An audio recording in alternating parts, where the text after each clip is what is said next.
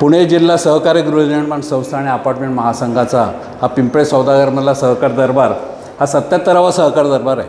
आत्तापर्यंत आपण 75-76 सहकार दरबार घेतलेले आहेत आणि गेले काही वर्षापासून म्हणजे 2-1 वर्षापासून आपण दर महिन्याला एका विशिष्ट विषयावर त्या तज्ज्ञ व्यक्तीचं व्याख्यान ठेवतो आणि त्या व्याख्यानाचा आपण लोकांना फायदा होतो आणि त्याच्यानंतर क्वेश्चन आन्सर असेल ते पण घेतो प्रत्येकाचे। आत्ता काय झालेलं आहे सध्या की लोकांची डिमांड अशी असते की तुमचा हा सहकार दरबार इथे होतो पण आम्हाला ऐकायला मिळत नाही, आम्हाला लांब राहणाऱ्या लोकांना प्रॉब्लेम येतात, म्हणून मग त्यांची डिमांड होती। म्हणून आपण असं केलं गेले 3 सहकार दरबारपासून की आपण हा सहकार दरबार रेकॉर्ड करतो आणि आपल्या यूट्यूब चॅनलवर टाकतो। पुणे फेडचं ऑफिशियल यूट्यूब चॅनल आहे, पुणे हाऊसिंग फेडरेशन ऑफिशियल या नावाने, किंवा सहकार दरबार म्हणून टाकलं तरी तुम्हाला ते यूट्यूबवर ते चॅनल ओपन होईल आणि तुम्हाला हे भाषणं पाहता येतील। आत्तापर्यंत 2 भाषणं त्याच्यावर झालेली ती टाकलेली, आता हे 3रं भाषण आहे, हे पण आपण अपलोड करू म्हणजे परमनंटली लोकांना ती इन्फॉर्मेशन राहील। आता आपला आजचा जो विषय आहे तो आजचा विषय आपला हा आत्ताच्या काळाशी सुसंगत असा आहे, म्हणजे आपण आता मार्चमध्ये प्रवेश केलेला आहे आणि 31 मार्चला आपलं फायनान्शियल इयर संपणार आहे आणि प्रत्येक सोसायटीला आपलं ऑडिट करून घेणं, आपलं फायनान्शियल जे ट्रान्झॅक्शन आहे त्याचं ऑडिट करून घेणं हे अत्यंत महत्त्वाचं असतं।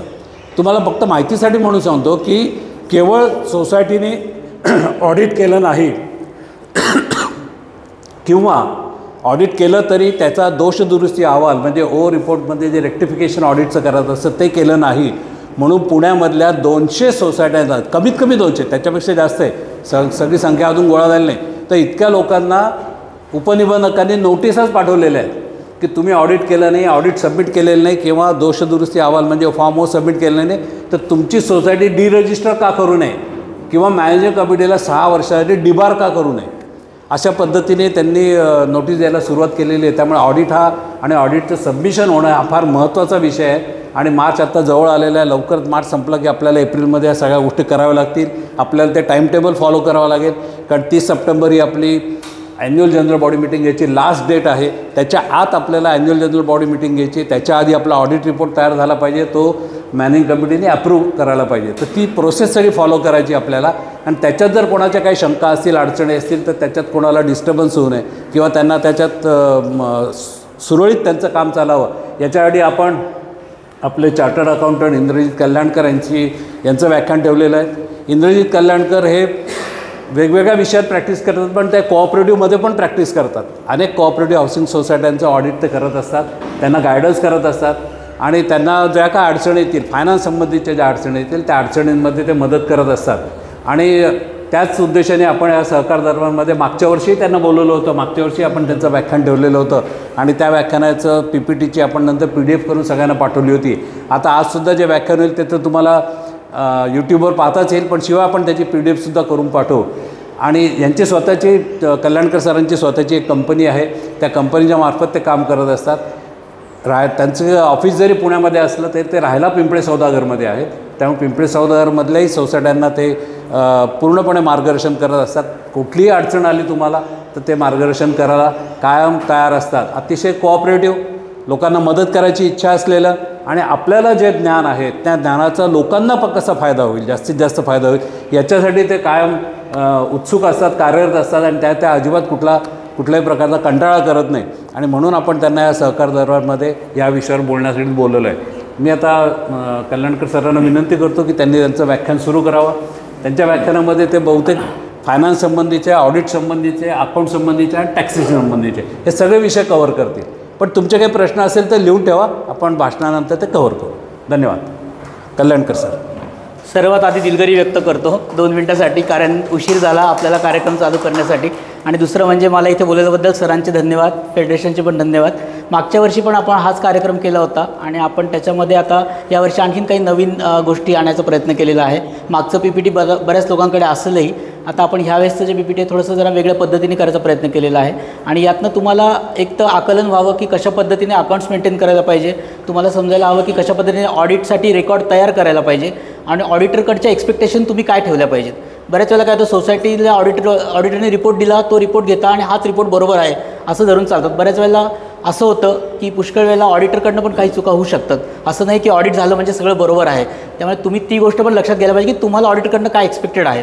तर त्या गोष्टी पण तुम्ही लक्षात घ्यायला पाहिजे. तुम्ही वेळोवेळी ऑडिटरला पण निदर्शन आणून द्यायला पाहिजे की तुम्ही ही गोष्ट कव्हर करायला पाहिजे होती, ही केली नाही आहे. कारण बऱ्याच वेळेला असं होतं की ऑडिटर आहे म्हणजे सगळं झालं, असं होत नाही. मॅनेजमेंट कमिटीने मग तेवढंच लक्ष दिलं पाहिजे आणि त्या पद्धतीने आपली सोसायटी कशी वेल कंप्लाईड होईल याबद्दल विचार केला पाहिजे. ठीक आहे, तर आता आपण आपल्या प्रेझेंटेशनला सुरुवात करूयात. सुरुवातीला आपण याच्यामध्ये 3 ॲस्पेक्ट कव्हर केलेले आहेत. एक तर फायनान्स, की कसं अकाउंट्स तुम्हाला मेंटेन करायचे, कुठले रेकॉर्ड मेंटेन करायचे. त्यानंतर ऑडिटमध्ये नक्की काय रोल आहे, ऑडिटरचा काय रोल आहे आणि मॅनेजमेंटचा काय रोल आहे. आणि त्याच्यानंतर तिसरं जे आपण घेतलं ते टॅक्सेशन घेतलेलं आहे. टॅक्सेशन आपण आता फक्त इन्कम टॅक्स रिलेटेडच मुद्दे आपण इथे आत्ता कव्हर करतो आहे. GSTसाठी आपण एक वेगळं हे करूयात, कारण GST हा विषय खूप मोठा आहे आणि GST थोडासा कॉम्प्लिकेटेड पण आहे आणि सध्या बऱ्याच ठिकाणी त्याच्यावर केसेस वगैरे चालू आहेत. त्यामुळे आपण त्याबद्दल एक्झॅक्टली कॉमेंट करणं चुकीचं आहे. म्हणून आपण सध्या डायरेक्ट टॅक्सेसवरती भर दिलेला आहे या प्रेझेंटेशनमध्ये. सो बेसिकली माझी ओळख सरांनी करून दिली. माझं नाव इंद्रजित कल्याणकर. मी स्वतः CA आणि ICW आहे आणि मी पुण्यामध्ये गेल्या 12 वर्षापासून प्रॅक्टिस करतो आहे आणि सहकार क्षेत्रामध्ये गेल्या 10 वर्षापासून मी प्रॅक्टिस करतो आहे. बऱ्यापैकी पिंपळे सौदागर आणि आजूबाजूच्या सोसायट्यांमध्ये ऑडिटचं काम मी करतो आहे. शिवाय माझी फर्म VPR अँड असोसिएट्स म्हणून आहे. आम्ही basically company audits, tax compliances, GST audits आणि इंटरनॅशनल टॅक्सेशनमध्ये पण काम करतो. तर बेसिकली आमचे 6 ऑफिसेस आहेत इन इंडिया. पुणे, मुंबई, दिल्ली, बँगलोर, औरंगाबाद, असं संभाजीनगर आता नवीन याच्याप्रमाणे. तर अशा 6 ठिकाणी ऑफिसेस आहेत. दुबईला आपलं असोसिएट ऑफिस आहे. बाकी माहिती मी सांगेलच तुम्हाला. तर आता सगळ्यात पहिला मुद्दा आहे तो ऑडिटसाठी गरजेचं काय. ऑडिटसाठी गरजेचं असतं फायनान्शियल स्टेटमेंट. कुठल्याही ऑडिट करायसाठी त्याला डॉक्युमेंट देणं गरजेचं असतं. त्याच्यासाठी तयार करायचे असतात फायनान्शियल स्टेटमेंट्स. ती जबाबदारी पूर्णपणे मॅनेजमेंट कमिटीची आहे की त्यांनी ऑडिटसाठी फायनान्शियल स्टेटमेंट तयार केले पाहिजे. पण फायनान्शियल स्टेटमेंट तयार करण्यासाठी मॅनेजमेंट कमिटी बऱ्याच वेळेला बाहेरच्या अकाउंटंट्सची मदत घेतात आणि त्या अकाउंटंट्सला डेप्यूट करून तुम्ही त्यांच्याकडनं फायनान्शियल स्टेटमेंट बनवून घेतात. पण तुम्हाला बेसिक माहिती पाहिजे ॲज अ मॅनेजमेंट कमिटी की त्याच्यामध्ये काय काय इन्क्लूड करायला पाहिजे. त्याच्यामध्ये आपण काय करतो, बेसिकली इन्कम, एक्सपेंडिचर आणि बॅलन्स शीट तसे 3 भाग असतात. त्याच्यातला पहिला मुद्दा असतो इन्कम अँड एक्सपेंडिचर अकाउंट, ज्याला आपण इन्कम एक्सपेंडिचर अकाउंट किंवा नॉर्मल बिझनेस पॅरलन्समध्ये प्रॉफिट अँड लॉस अकाउंट म्हणतो. त्याच्यामध्ये तुमचे येणारं उत्पन्न, सोसायटीला आणि केलेला खर्च याचा जमा खर्च जो असतो तो आपण इन्कम अँड एक्सपेंडिचर अकाउंटमध्ये दाखवतो. आणि बॅलन्स शीटमध्ये आपलं बेसिकली लायबिलिटीज ज्या आहेत की लोकांना जे पेमेंट करायचं आहे, आपले रिझर्व्ह फंड काही असतील, आपल्या FDs आहेत बँकेमध्ये, आपले लोकांकडनं येणी बाकी आहेत, तर हा सगळा जो काय आहे तो सगळा आपण असेट आणि लायबिलिटीमध्ये म्हणजे बॅलन्स शीटमध्ये शो करतो. आता इन्कम अँड एक्सपेंडिचरमध्ये काय काय येतं, नॉर्मली आपल्या सोसायटीच्या केसेसमध्ये मेंटेनन्स इन्कम हा तुमचा सगळ्यात मोठा सोर्स असतो इन्कमचा, जो तुम्ही ठरवलेला असतो, क्वार्टरली घ्यायचा, ॲन्युअली घ्यायचा किंवा मंथली घ्यायचा तुमच्या सोसायटीच्या याच्याप्रमाणे. नंतर इंटरेस्ट इन्कम असतं, जे तुम्ही बँकेमध्ये सिंकिंग फंडच्या FDs केलेल्या आहेत किंवा तुमचं जे रिझर्व्ह राहिलेले आहेत, उरलेला पैसा जो आहे तो गुंतवलेला आहे, तर तो नॅशनलाइज बँकांमध्ये किंवा कॉपरेटिव्ह बँकामध्ये तुम्ही डिपॉझिट करता, त्याच्यावर तर येणारा इंटरेस्ट जो असतो तो इंटरेस्ट इन्कममध्ये येतो. त्यानंतर बऱ्याच सोसायट्यांमध्ये आता मोठ्या सोसायट्या किंवा कॉम्प्लेक्स असतात, त्यांना ॲडव्हर्टाइजमेंटचे पण पैसे मिळतात. जसं की लिफ्टमध्ये ॲडव्हर्टाइजमेंट केली, आता नवीन प्रोजेक्ट आला, ॲडोनोमो झालं किंवा हे झालं, तर हे लोक काय करतात, डिजिटल ॲडव्हर्टाइजमेंट असेल तर हे सगळ्या ॲडव्हर्टाइजमेंटमधनं आपल्याला उत्पन्न देतात, तर ते ॲडव्हर्टाइजमेंट इन्कम तिकडे येऊ शकतं. बऱ्याच ठिकाणी काय होतं की पार्किंग जे असतं, बिल्डरने काही ठिकाणी पार्किंग दिलं असतं, काही मोकळ्या जागा असतात, सोसायटी AGMमध्ये अप्रूव्ह करून पार्किंग अलॉट करतं, तर ते पार्किंगचे चार्जेस तुम्ही रिकवर करू शकता रूल्स अँड रेग्युलेशनप्रमाणे, तर ते पार्किंग इन्कम तुम्ही इकडे दाखवू शकता. जे सदनिका किंवा जे फ्लॅट आपण भाड्याने दिलेले आहेत किंवा भाडेतत्वावर दुसऱ्या लोकांना दिलेत, त्या लोकांकडनं 10% NOC नॉन ऑक्युपन्सी चार्जेस असं तुम्ही ॲज पर बायलॉज घेऊ शकता, तर ते इन्कम तुम्ही इन्कम इन्कम या साईडला दाखवू शकता. नंतर तुम्ही काय करताय की तुमची जागा आहे, क्लब हाऊस आहे, ते एखाद्या क्लाससाठी दिलं आहे किंवा बाकीच्या काही गोष्टी आहेत ज्याच्यासाठी तुम्ही क्लासेस किंवा याच्यासाठी जर जागा दिली असेल तर त्याचं इन्कम तुम्हाला rent and space usage charges म्हणून येतं. त्यानंतर तुम्ही जे डिले पेमेंट लावता, जे 21% ॲज पर बायलॉज तुम्ही मॅक्सिमम लावू शकता, ते डिले पेमेंटचं जे चार्जेस आहेत त्याचं पण उत्पन्न तुम्ही इथे दाखवू शकता. तर असे एक साधारणपणे आपण एक उत्पन्नाचे भाग केलेले आहेत. तर याच्याशिवाय पण बाकीचं इन्कम असू शकतं, स्क्रॅप सेल केला, हे केलं, तर त्या सगळ्या गोष्टी याच्यामध्ये इन्कम साईडला तुमच्या येतील. दुसरं असतं एक्सपेंडिचर. एक्सपेंडिचरमध्ये 2 भाग असतात. एक असतो तुमचा सोसायटी डे टू डे जो एक्सपेन्सेस करायचा असतो, ऑपरेशन्स करायसाठी लागणारा खर्च, देखभालीचा खर्च म्हणू आपण त्याला, तर तो असतो तुमचा सोसायटी मेंटेनन्स एक्सपेन्सेस. त्यानंतर काही ऑफिस आणि अदर एक्सपेन्स असतात की बाबा मॅनेजर आहे, त्याची सॅलरी आहे, त्याच्यानंतर कन्व्हेन्स आहे, नंतर ऑडिट फीज आहे, अकाउंटिंग चार्जेस आहेत, हे सगळे जे असतात हे सगळे ऑफिस आणि अदर एक्सपेन्सेसमध्ये कवर होतात. आणि नंतर डेप्रिसिएशन आणि इन्कम टॅक्स हा एक असतो. डेप्रिसिएशन आणि इन्कम टॅक्स हे बुक एंट्री असते ॲक्च्युली, डेप्रिसिएशनची, म्हणजे जो काय याला आपण मराठीमध्ये घसारा असं म्हणतो, की जी काय तुम्ही असेट किंवा मालमत्ता वापरता त्याची जी झीज होती त्या झीजसाठी डेप्रिसिएशन ही कन्सेप्ट असते. तर हा डेप्रिसिएशन तुमच्या एक्सपेंडिचरमध्ये येतो. इन्कम टॅक्स जो तुम्ही इंटरेस्ट कमवता, आपण टॅक्समध्ये जाणारच आहोत पुढे, तर टॅक्स जो लागतो त्याचा एक्सपेंडिचर हा पण एक्सपेन्सेसमध्ये येतो. या दोघांमध्ये जो फरक राहतो, समजा उत्पन्न आपलं खर्चापेक्षा जास्ती आलं तर तो प्रॉफिट म्हणून बनतो किंवा excess of income over expenditure, आणि उलटं एक्सपेन्सेस जास्ती झाले आणि इन्कम कमी असेल तर तो आपला लॉस असतो किंवा एक्सपेंडिचर एक्सेस ऑफ इन्कम असतं. तर हे आपण बॅलन्स शीटमध्ये घेऊन जातो. याचं एक प्रॉफिट अँड लॉस अकाउंट तयार करायचं असतं. नॉर्मली अकाउंटंट तुमचे जे आहेत, जे तुम्ही डेप्यूट केलेले आहेत, ती लोकं तुम्हाला हा इन्कम आणि एक्सपेंडिचर तयार करून देतील. आता आपण तिसऱ्या मुद्द्याकडे येऊ, बॅलन्स शीट. बॅलन्स शीट हा खूप महत्त्वाचा मुद्दा आहे, कारण याच्यामध्ये जे काय रिपोर्टिंग होतं ते ॲज ऑन डेट होतं. इथे काय होतं, इथे तुमचं वर्षभरातला लेखाजोखा आहे. हा इन्कम एक्सपेंडिचर म्हणजे फक्त पूर्ण वर्षभरात काय ॲक्टिव्हिटी झालेल्या आहेत. पण बॅलन्स शीटमध्ये जे असतं, बॅलन्स शीटमध्ये तुमचं सगळं असेट अँड लायबिलिटी आजच्या दिवसाला काय आहेत, 31 मार्च 2025 म्हणा, त्या दिवशी काय येणार आहेत त्याचं आहे. त्यामध्ये 2 पार्ट असतात. एक असतं लायबिलिटी म्हणजे देणी, आणि असेट म्हणजे येणी. तर मराठीमध्ये जर देणी आणि येणी असा 2 भाग केलेले आहेत. तर लायबिलिटीमध्ये काय येतं, तुम्ही जे शेअर कॅपिटल आहे तुमचं, जे मेंबरला पेएबल आहे म्हणून ते लायबिलिटीमध्ये शेअर कॅपिटल आपण दाखवतो. दुसरं असतं रिझर्व अँड सरप्लस. तर रिझर्व म्हणजे काय, की आतापर्यंत समजा जो काय प्रॉफिट झालेला असतो, इकडे जो काय डिफरन्स असतो तो त्या रिझर्वला ट्रान्सफर होतो. शिवाय आपल्याला 25% प्रोव्हिजन पण करायची असते कॉपरेटिव्ह सोसायटीच्या ॲक्टप्रमाणे, तर ती प्रोव्हिजन तिकडे जाते. त्यानंतर वेगवेगळे फंड असतात, म्हणजे सिंकिंग फंड तुम्ही जो गोळा करता तो तुमचं इन्कम नाही आहे, ते तुम्हाला जेव्हा केव्हा खर्च करायचा असेल म्हणजे ती तुमची देणीच आहेत, म्हणून तो लायबिलिटीला जातो. त्यानंतर बऱ्याच वेळेला तुम्ही प्रोव्हिजन्स करता. प्रोव्हिजन म्हणजे काय, मार्च महिन्यातला खर्च आहे, बिल आणून नाही दिलं सिक्युरिटीनी, हाऊसकीपिंगनी बिल नाही आणून दिलं, मग त्याची आपल्याला काय करायची असते, प्रोव्हिजन करायची असते, की हा खर्च माझा मार्चची संदर्भात आहे, मार्च महिन्यासंदर्भात, त्याचं पेमेंट मी पुढे करणार आहे, म्हणजे पेमेंट मी डेफर्ड करणार आहे, म्हणून त्यासाठी प्रोव्हिजन करायची असते. करंट लायबिलिटीज म्हणजे काही छोटी मोठी देणी असतील आपली, ती करंट लायबिलिटीजमध्ये येतात. नॉर्मली सोसायटीच्या केसमध्ये तसं काही येत नाही. सोसायटीमध्ये बेसिकली प्रोव्हिजन्समध्ये आपण सगळं घेतो, किंवा बऱ्याच वेळेला बिल येतं पण आपण पैसे दिलेले नसतात. सिक्युरिटीवाल्याने 31 तारखेला बिल आणून दिलं, तुम्ही बुक पण केलं, पण लगेच चेक नाही दिला, सहीसाठी कोणी नव्हतं, काही विषय असतील त्यामुळे चेक दिला नाही, तर ते आपण करंट लायबिलिटीमध्ये दाखवतो की हे पैसे देणं आहेत. तर ही सगळी लायबिलिटी किंवा देणी साईड असते. नंतर आपण येऊयात असेट साईडला. असेट म्हणजे काय, असेट म्हणजे तुमच्या मालमत्ता आणि येणी, म्हणजे तुमचे फिक्स असेट, तुमची मोटार आहे, त्याच्यानंतर तुमचे जिमचे इक्विपमेंट आहे जे तुम्ही स्वतः परचेस केलेत, बिल्डरनी नाही दिलेले आहेत, जे वेगळे तुम्ही घेतलेत, किंवा बाकीच्या काही गोष्टी असतील, खुर्च्या आहेत, टेबल आहे, कम्प्युटर आहे, प्रिंटर आहे, अशा ज्या गोष्टी असतात ज्या तुम्ही वापरणार आहात, तुमचं सोसायटीचं काम करण्यासाठी वापरणार आहात, अशा ज्या वस्तू असतात त्यांना असेट असं म्हणतात. तर या असेटसाठी ते असेट त्याच्यामध्ये येतात. त्यानंतर इन्व्हेस्टमेंट्स म्हणजे इन्व्हेस्टमध्ये मुख्य भाग असतो FDRचा. FDR या 2 प्रकारच्या असतात. एक असतं तुमच्या सिंकिंग फंड, जसं मी आधी सांगितलं. सिंकिंग फंड जो काय तयार केला तो तुम्हाला ॲज पर रूल्स तुम्हाला तो गुंतवावा लागतो नॅशनलाइज बँकांमध्ये, तर तो किंवा कॉपरेटिव्ह बँकांमध्ये, तर तो सिंकिंग फंड जो असतो तो इथे येतो. नंतर कॅश आणि बँक बॅलन्स म्हणजे कॅश इन हँड असेल, पेटी कॅश काढलेली असेल, 31 तारखेला बॅलन्स असेल तो इथे येतो. 31 तारखेला बँकांची जी काय बॅलन्स असेल, आपले 2-3 बँक अकाउंट असतील तर तो बॅलन्स पण इथे आपण दाखवतो. नंतर जे लोकांकडनं येणी आहेत, काय होतं की 31 मार्चला आपण आता जानेवारी क्वार्टरचं बिल रेज करतो. नॉर्मली क्वार्टरली सगळे करतात, त्याप्रमाणे समजा क्वार्टरली तुम्ही जानेवारीत केलं तर 31 मार्चपर्यंत काही लोकांनी पैसे दिलेले नसतात, किंवा काही अशा असतात की जुने पण पैसे दिले नाही आहेत, त्याचा सगळ्यांचा बॅलन्स कुठेतरी दिसायला पाहिजे, तर तो बॅलन्स जो असतो ती येणी आपली इथे मेंबर बॅलन्स रिसिवेबल म्हणून दिसतात. तर हे बेसिकली इन्कम, एक्सपेंडिचर आणि बॅलन्स शीट आहे. तर तुम्हाला काय काय कन्सिडर करायचं आहे, आता तुम्ही ॲज अ मॅनेजमेंट कमिटी तुम्ही काय बघितलं पाहिजे, की सगळं मेंटेनन्सचं अमाऊंट ज्या आहेत त्या आलेल्या आहेत का नाही आहेत इन्कम साईडला. बऱ्याच वेळेला काय होतं की 100 बिलं रेस केले पण 90 बिलाचीच एंट्री झाली आहे टॅलीमध्ये.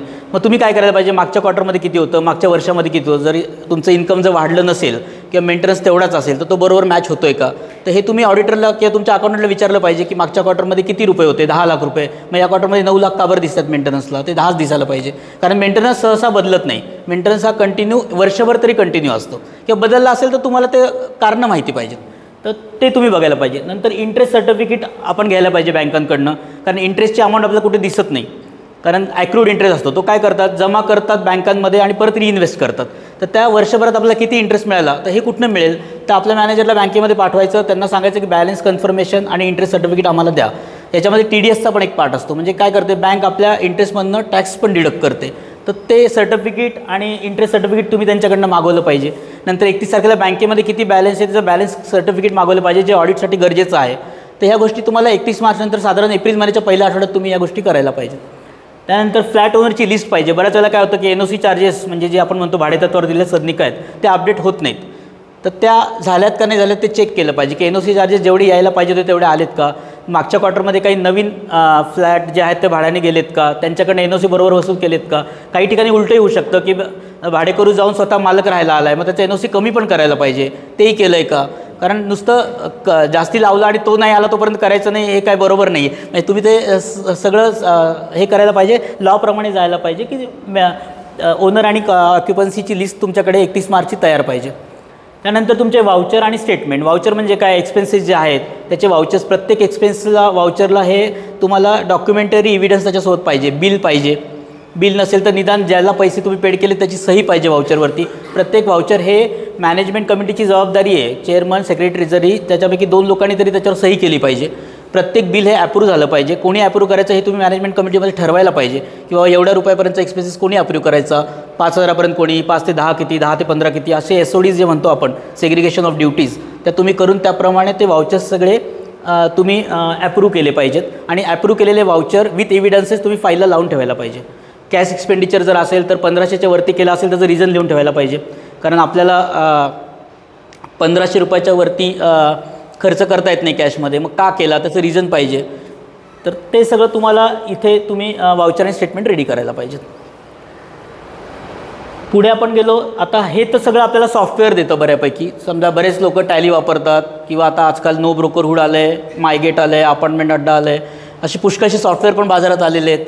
तर ते सॉफ्टवेअर पण आपल्याला हे देतात, पण ह्या गोष्टी आपल्याकडे पाहिजेत. म्हणजे आपल्याला माहिती पाहिजे की त्याच्यात काय काय मेंटेन होतं आहे. पहिलं म्हणजे मेंबर लेजर. मेंबर लेजर म्हणजे काय, किती तुम्ही चार्ज केलं, त्यांनी कधी पैसे दिले तुम्हाला, त्या सगळ्यांच्या एंट्री तुम्हाला तिथे दिसल्या पाहिजेत आणि तो मेंबरचा बॅलन्स तुमचा टॅली व्हायला पाहिजे. त्यामुळे मेंबर लेजर असणं खूप गरजेचं आहे. हे सगळ्यात मॅन्डेटरी डॉक्युमेंट आहे.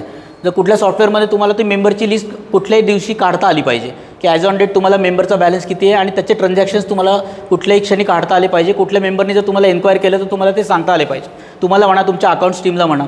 तर हे मेंबर लेजर आवश्यक आहे. त्यानंतर जनरल लेजर्स म्हणजे काय, जसं की एक्सपेन्सेसचे लेजर असतात, सॅलरी पेड करतो महिन्याला, इलेक्ट्रिसिटी बिल असेल, सिक्युरिटी असेल, हाऊसकीपिंग असेल, तर हे सगळ्यांचे लेजर्स तुमच्याकडे तयार पाहिजे की बाबा ह्या महिन्यामध्ये 1000 रुपये बिल आलं, 10,000 बिल आलं, 10,000 जागेत 10,000चं पेमेंट केलं. कुठल्या महिन्याचं पेमेंट नाही झालं किंवा काय झालं ते तुम्हाला लेजर बघून कळालं पाहिजे की त्याने एखाद्या महिन्याचं बिल दिलंच नाही पण आपण पेमेंट देऊन टाकलं, तर तो डॉक्युमेंटरी एव्हिडन्स आपल्याकडे राहत नाही. काय होतं, आपण आणि तो सोबत असतो, 10 वर्षापासून आमच्याकडे काम करतोय, कुठे जातो तो, बिल येऊन जाईल आपल्याला. पण असं नाही, आपल्याला ते बिलं ऑडिटसाठी सगळे तयार पाहिजेत. नाहीतर ते तुम्हाला ऑब्झर्वेशन्समध्ये येऊ शकतं की हे बिल नाही आहे. बऱ्याच वेळेला असं होतं की आपली आणि त्यांचं हे असतं, सिक्युरिटी आपलाच आहे, देईल बिल, कुठे जाणार आहे, आणि असं करून आपण चेक काढतो, तोही विसरतो, आपणही फॉलोअप घेत नाही, आपणही विसरतो. मग हे सगळे शेवटी प्रॉब्लेम येतात. मग त्याला म्हटलं तो म्हणतो माझी डेट निघून गेली, माझं GSTचं रिटर्न गेलं, मी आता कसं बिल तुम्हाला देऊ. तर हे सगळ्या गोष्टी टाळायसाठी आपण ते लक्षात दिलं पाहिजे. तर जनरल लेजर्स आपण रिव्ह्यू केले पाहिजेत. त्यानंतर बँक आणि कॅशबुक पाहिजे, सेपरेट बँकेसाठी सेपरेट बँकबुक आणि कॅशबुक. तर तुम्हाला तसं जास्ती काळजी करायचं कारण नाही, कारण हे सगळं सॉफ्टवेअर मेंटेन करतं. तुम्हाला फक्त रिव्ह्यूचं काम करायचं आहे. कारण मेंटेनन्स याचा जो करायचा आहे ते अकाउंट्स टीम तुमची करणार, ती तेवढी कॅपेबल असते. तर तुम्हाला फक्त याच्यासाठी तुमचा रिव्ह्यू झाला पाहिजे की हे सगळं आहे म्हणून. इन्कम अँड एक्सपेंडिचरचं मॅनेजमेंट कसं झालं की सर्व्हिस चार्जेस, मेंटेनन्स फीस सगळ्यांकडनं आली आहे का. ट्रान्सफर प्रीमियम असतो बऱ्याच वेळेला की आपण फ्लॅट जर ट्रान्सफर केला तो 25,000 आपण मॅक्सिमम तो घेऊ शकतो. तो तेवढाच घेतला आहे ना, कोणाकडनं जास्ती तर घेतला नाही ना, कारण जास्ती घेतला तर तो माणूस दावा ठोकू शकतो आणि कोर्टामध्ये अशा केस झालेल्या आहेत. आत्ता नवीन केस, रिसेंट केस पण आली आहे. तर त्याच्यामुळे 25,000पर्यंतच आपल्याला फक्त ते मॅक्सिमम घेता येईल. त्यानंतर नॉन ऑक्युपन्सी चार्जेस जे 10%च फक्त घेता येईल, त्याच्यापेक्षा जास्त घेता येणार नाही. तुमचा मेंटेनन्स समजा 10,000 रुपये असेल तर तुम्ही 1,000 रुपये फक्त NOC चार्जेस त्याच्याकडनं एक्स्ट्रा घेऊ शकता, त्याच्यापेक्षा जास्त घेता नाही येणार. त्यानंतर एक्सपेंडिचरचे डॉक्युमेंटेशन, जसं मी आत्ता सांगितलं की तुम्हाला सगळे documentation confirmation with valid supporting bill आणि फायनान्शियल ट्रान्सपरन्सी की प्रत्येकाच्या सह्या पाहिजेत, कोणी अप्रूव्ह केलं आहे. मॅनेजमेंट कमिटीची जी मीटिंग होती मंथली त्याच्यामध्ये तुम्ही एक्सपेंडिचर ठेवले पाहिजे सगळे, आणि सगळ्यांनी वाउचर्सवरती सह्या केल्या पाहिजे. तर ती तुम्ही जबाबदारी, तुम्ही स्वतः पदाची जबाबदारी घेतली, त्याच्यासोबत तुम्हाला हे पण सगळं करायला लागणार. त्यानंतर फंड्स असतात, वेगवेगळे फंड आहेत आपल्याकडे. तर कुठले कुठले फंड नॉर्मली असतात, तर एक असतो मेंटेनन्स फंड. मेंटेनन्स फंड म्हणजे काय, की तुमचे डे टू डे एक्सपेन्सेस करायचे असतात त्यासाठी तुम्ही तो गोळा केलेला असतो. त्यानंतर एक रिपेअर फंड असतो जो 0.75% हा कन्स्ट्रक्शन कॉस्टचा घेतो. हे बायलॉजमध्ये सांगितलेलं आहे. आता हे कसं काढायचं काय ते तुम्ही एक्सपर्टशी बोलून त्याच्याप्रमाणे तुम्ही कॅल्क्युलेट करू शकता. नंतर 0.25% हा तुम्हाला कंपल्सरी सिंकिंग फंड कलेक्ट करावा लागतो कन्स्ट्रक्शन कॉस्टचा. आणि बाकीचे फंड असतात जसं की एज्युकेशन ट्रेनिंग फंड, हा खूप महत्त्वाचा फंड आहे. बऱ्याच सोसायट्यांमध्ये हा फंड घेतला जात नाही. हा फंड कशासाठी असतो की तुमचे जे मॅनेजर्स किंवा ऑफिसर्स आहेत त्यांना एज्युकेट करायसाठी घेतलेला फंड आहे. म्हणजे काय असतं की आपलं सहकार दरबारसारख्या संस्था आहेत किंवा बाकीच्या फेडरेशनच्या सारख्या संस्था, मोठ्या संस्था आहेत, त्या संस्था वेगवेगळे ट्रेनिंग प्रोग्राम अरेंज करत असतात. तर त्या प्रोग्राममध्ये तुम्ही तुमच्या मॅनेजरला पाठवायला पाहिजे आणि त्याच्यासाठी लागणारा जो खर्च आहे किंवा जी काय नॉमिनल फी जी घेतात ती लोक पेड करायची असेल ती पेड करायसाठी तुम्ही हा एज्युकेशन फंड वापरला पाहिजे. तर 10 रुपीज पर फ्लॅट हा तुम्ही कंपल्सरी प्रत्येकाकडनं घ्यायला पाहिजे. त्यानंतर वेलफेअर फंड असतो. जसं की आता बऱ्याच वेळेला काय होतं की आता पुष्कळ सोसायट्यांमध्ये गल्लत होते की सांस्कृतिक कार्यक्रम जसं की गणेश उत्सव असेल, नवरात्र असेल, घ्यायचं की नाही घ्यायचं. तर एक वेलफेअर फंड म्हणून तुम्ही घेऊन त्याच्यासाठी पूर्ण सोसायटी कॉमन जे काय सण होतात तुमचे त्याच्यासाठी तुम्ही वेलफेअर फंड वापरू शकता. त्याच्यासाठी तुम्ही AGMमध्ये अप्रूव्हल घेऊ शकता. तर त्याच्यासाठी वेलफेअर फंड असतो. नंतर काही वन टाईम एक्सपेंडिचर असतं जसं की पेंटिंग करायचं आहे, लिफ्ट खराब झाल्यात, काही जुन्या झाल्यात, त्या गोष्टींसाठी आता रेग्युलर तुमच्या मेंटेनन्समध्ये तो खर्च होऊ नाही शकणार कारण तो खर्च मोठा असतो. आता समजा साधं 200 मेंबरची सोसायटी जर असेल आणि 10 बिल्डिंग असतील तुमच्या तर 10 बिल्डिंगचा लिफ्टचा खर्च हा कोटीमध्ये जातो. तर तो खर्च काय तुम्ही एका वेळेला करू नाही शकणार किंवा तुमच्या सिंकिंग फंड एवढी अमाऊंट असेल असं सांगता येत नाही. मग आपण काय करतो AGMमध्ये एक अप्रूव्हल घेऊन प्रत्येकाकडनं एक कॉन्ट्रीब्युशन घेतो. सिंकिंग फंडमधनं 50%, कॉन्ट्रीब्युशन 50%. तर याच्यासाठी तो स्पेसिफिक फंड आपण तयार करतो आणि त्याचं अकाउंटिंग आपण तिथे करतो. त्याच्यात झालेला खर्च, त्याच्यात आलेले पैसे, त्याची राहिलेली देणी ही सगळी आपले एक्सपेंडिचर अदर फंडमध्ये येतात. ते त्यानंतर तुम्हाला आता जसं म्हटलं एज्युकेशन फंड मी आत्ताच तुम्हाला बोललो की 24A आणि रूल 14 प्रमाणे तो मॅन्डेट आहे, तो कलेक्ट करायला पाहिजे. नंतर तुम्ही जे काय आता फंड गोळा केले, तुमच्याकडे पैसे आहेत ते तुम्ही इन्व्हेस्ट केले पाहिजे. तर तुम्हाला सेक्शन 8 काय सांगतो किंवा रूल 55 काय सांगतो बायलॉजप्रमाणे की तुम्ही जे काही पैसे गोळा कराल ते तुम्ही नॅशनलाइज बँकेमध्ये किंवा शेड्यूल कोऑपरेटिव्ह बँकांमध्ये ठेवले पाहिजेत आणि त्याच्यावरचं येणारं व्याज जे आहे ते तुमचं तिथे जमा होईल. तर हे तुम्हाला व्यवस्थित कुठे करायचे फंड्स, काय करायचे आणि हे तुम्हाला AGMमध्ये अप्रूव्ह घ्यायचं की document every investment decision maintain record. म्हणजे नुसतं आता तुम्हाला वाटलं म्हणून मी SBIमध्ये ठेवलं असं नाही. तुम्ही सांगायला पाहिजे AGMमध्ये की मला SBIमध्ये फंड ठेवायचे, मला बँक ऑफ इंडिया ठेवायचे, मी 3 बँकांचे इंटरेस्टचे कॅल्क्युलेशन बघितलेत, मला कुठली बँक चांगली वाटते त्या बँकेमध्ये आपण ठेवूयात. तर हे सगळं तुमचं हे जे असतं कन्फर्म डिसिजन झालं पाहिजे. हे 2 किंवा 3 लोकांनी किंवा मॅनेजमेंट कमिटीने घेणारं डिसिजन नाही आहे. आता याच्यात सांगायचा मुद्दा असा आहे की नॅशनलाइज बँकेकडनं जे काय व्याज आपल्याला मिळतं ते व्याज हे टॅक्सेबल असतं पण कॉपरेटिव्ह बँकाकडनं नसतं. पण कॉपरेटिव्ह बँकाचं कदाचित बाकीच्या मेंबर्सला रिस्क वाटू शकते की बाबा कॉपरेटिव्ह बँकात ठेवायचं की नाही ठेवायचं. पण मग ते तुम्ही सगळ्यांनी इन्फॉर्म डिसिजन घ्यायला पाहिजे की AGMमध्ये तुम्ही अप्रूव्ह करून घ्यायला पाहिजे कुठल्या बँकेमध्ये ठेवायचं, म्हणजे जेणेकरून सगळ्या मेंबरला माहिती पाहिजे की आपले पैसे कुठे आहेत. त्याच्यासाठी हे तुम्हाला कुठे इन्व्हेस्ट करायचं ते प्रुडन्सी तुम्हाला खूप गरजेची आहे. त्यानंतर कॅश पेमेंटच्या लिमिट्स तुम्ही आदर केल्या पाहिजे कारण बायलॉजप्रमाणे म्हणतात की 1500 रुपयाच्या वरती तुम्ही कॅश पेमेंट करू शकत नाही. तर मग तुम्ही जास्तीत जास्त डिजिटल पेमेंट केलं पाहिजे, डिजिटल मोड वापरला पाहिजे. जिथे कुठे तुमचं एक्सेप्शन झालेलं आहे ते एक्सेप्शन सगळं ऑडिटरला सांगून ते तुम्ही तुमच्या AGMमध्ये रॅटिफाईड करून घ्यायला पाहिजे. रॅटिफाईड म्हणजे दुरुस्ती.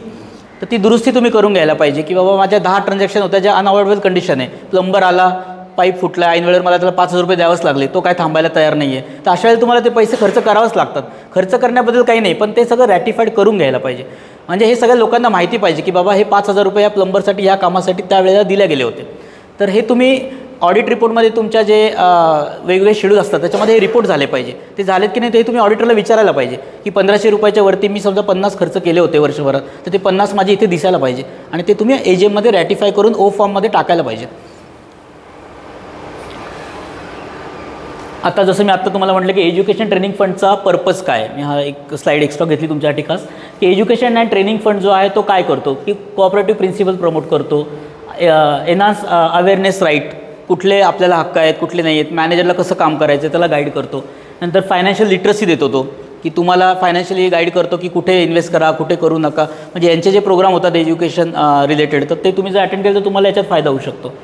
तर हा जो फंड आहे हा रेग्युलेटरी नुसती रेग्युलेटरी रिक्वायरमेंट नाही आहे, तर हा तुम्हाला बेसिकली जसं मी म्हटलं आहे की efficiently societies can empower their member and foster a more inform and engage community. म्हणजे नुसतं असं नाही की बाबा चाललं आहे आजचा दिवस पुढे ढकला असं नाही, आपल्याला काहीतरी इम्प्रूव्हमेंट दिली पाहिजे, सोसायटीचं आपण काहीतरी देणं लागतो, आपण हे काम अंगावर घेतलं आहे तर आपल्याला हे सगळी गोष्टी माहिती पाहिजेत. त्याच्यासाठी एज्युकेशन फंड हा महत्त्वाचा आहे आणि हा खर्चही झाला पाहिजे, लोकांनी ट्रेनिंग घेतलं पाहिजे, तुम्ही लोकांना प्रमोट केलं पाहिजे. तुम्हाला वेळ नसेल तर तुमचे कमिटी मेंबरला पाठवा, मॅनेजरला पाठवा, तर जेणेकरून लोक शिकतील आणि पुढे जातील. डॉक्युमेंटेशन कुठले कुठले ठेवायचे तुम्हाला, जसं की आता ऑडिटसाठी बरेचसे रजिस्टर मेंटेन करायला लागतात सोसायटीच्या ॲक्टप्रमाणे. आय रजिस्टर असेल, जे रजिस्टर असेल, त्यानंतर नॉमिनेशन रजिस्टर असेल, तर हे सगळे रजिस्टर तुमचे रेडी पाहिजेत ऑडिटच्या आधी. समजा ते नसतील आता मार्च महिन्यामध्ये, तुम्ही तुमच्या कुठली कंप्लायन्सची टीम असेल तुमच्याकडे, त्यांच्या मागे लागून ते करून घ्या. ट्रान्सफर केलेत फ्लॅट ड्युरिंग द इयर, ते ट्रान्सफर फ्लॅटचे व्यवस्थित डॉक्युमेंटेशन झाले का नाही झाले ते एकदा चेक करून घ्या. तुम्ही ऑडिटला फाईल द्यायच्या आधी एकदा सगळं बघून घ्या की बाबा 10 ट्रान्सफर झाले होते, 10 लोकांचे डॉक्युमेंट आलेत का, ज्यांचे नसले त्यांचा फॉलोअप घ्या. तर याच्यासाठी आपल्याला रेकॉर्ड करायचं. जसं की मी म्हटलं की इकडे आय रजिस्टर मॅन्डेटरी आहे, तर सगळ्या एंट्रीज अपडेट झाल्या की नाही झाल्यात. नंतर चेंजेस काय मेंबरशिपमध्ये झालेत ते तुमचे नोंद झाली की नाही झाली वर्षभराची. त्यानंतर तुमचे नॉमिनेशन सगळ्यांचे आलेत का, किंवा तुम्ही ॲटलिस्ट कम्युनिकेट केलं आहे का लोकांना की तुम्हाला नॉमिनेशन पाहिजे म्हणून.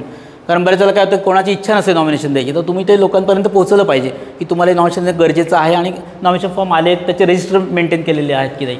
नंतर जे रजिस्टर हे खूप महत्त्वाचं रजिस्टर असतं, हे पण तुमच्याकडे पाहिजे.